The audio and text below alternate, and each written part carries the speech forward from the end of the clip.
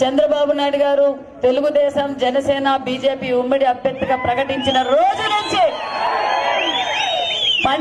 పంచాయతీలుగా వచ్చి అక్క మేము మీతో పాటు ఉన్నాం, మేము తెలుగుదేశం జెండా పరిగిలో జెండా ఎగరవేస్తున్నామని చెప్పి తెలియజేసిన ప్రతి ఒక్కరికి పేరు పేరున ధన్యవాదాలు తెలియజేసుకుంటున్నాను. ఈ విషయం మీకు అందరికీ తెలుసు. నేను చెప్పేది ఒకటే, నేను కొత్తగా మీకు పరిచయం చేసుకోవాల్సిన అవసరం లేదు.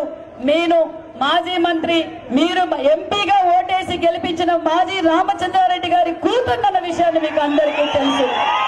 గతంలో మా తండ్రి గారికి జగన్మోహన్ రెడ్డి గారు ఆ రోజు ఒక్క ఛాన్స్ అని చెప్పినప్పుడు నా బీసీలు, నా ఎస్టీలు, నా బడుగు బలహీన వర్గాలు నేను పెట్రోల్ రేట్లు పెంచను, గ్యాస్ రేట్లు పెంచను, నిత్యావసర సరుకులు పెంచను అని చెప్పిన జగన్మోహన్ రెడ్డి లాస్ట్ కి ఏం చేశాడంటే అన్ని సెక్టార్స్ ని రేట్లు పెంచేసి దోచుకోవడం తప్ప జగన్మోహన్ రెడ్డి గారు చేసింది ఏమీ లేదు.